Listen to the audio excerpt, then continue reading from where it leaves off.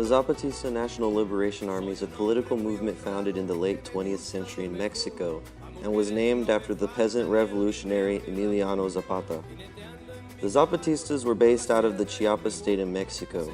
The main purposes of the Zapatistas were to challenge the one-party rule of the Institutional Revolutionary Party in Mexico and to bring land reform and redistribution throughout Mexico.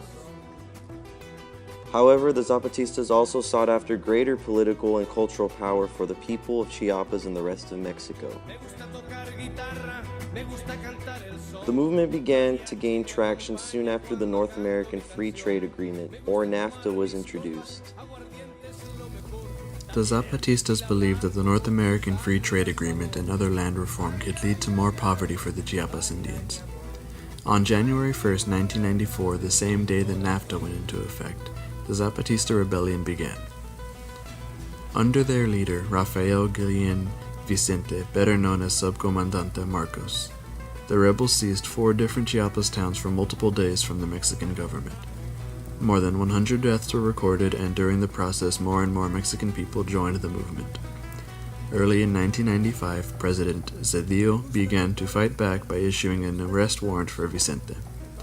However, many people in Mexico disagreed with this, and it forced Zedillo to withdraw the warrant and try to come to an agreement with the Zapatistas. In 1996, both the Zapatistas and the Mexican government signed a treaty called the San Andrés Accords, which seemed to be in favor of the Zapatista movement. However, later that year, Zedillo rejected them. Over time, the Zapatistas abandoned the violent protests and began to rely on politics to achieve their goals. They created the National Consultation on Indigenous Rights and Culture in 1999, in which some of the Zapatista people traveled through Mexico organizing political discussions. Also, the Zapatistas continue to protest with marches and demonstrations, such as the March to San Cristobal de las Casas in 2003, where more than 20,000 Zapatistas marched.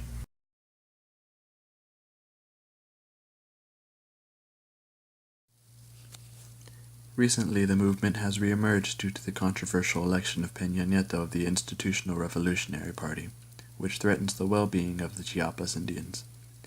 Subcomandante Marcos made numerous statements and remained vocal during the entire election in order to ensure that the voice of the Zapatistas was heard. Marcos has equated the efforts of the Zapatista movement with others such as Occupy Wall Street and Yo Soy 132, and the Army has become the model for new global change movements.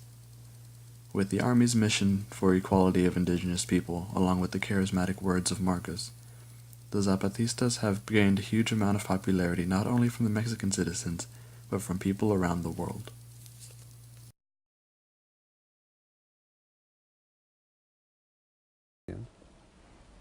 Why are you here? How did you come here? You must choose a way in one stage of your life. You believe in some kind of right of the people. You think that the people have the right of justice, of liberty, of democracy, and you decide fight for these people. We want democracy, I mean the right of the people to choose the government and the way of this government. We want liberty, I mean every people have the right to choose one way or another way. We want justice. In Mexico, for the Indian people, if you want food, if you want school, if you want health, you must die or kill for take this.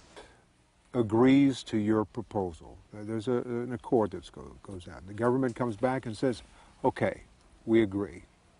And then 6 months later, they still haven't lived up to the promises. It's another piece of paper. What happens? The war will continue. The war will continue. Will continue. Yes. It's a fact.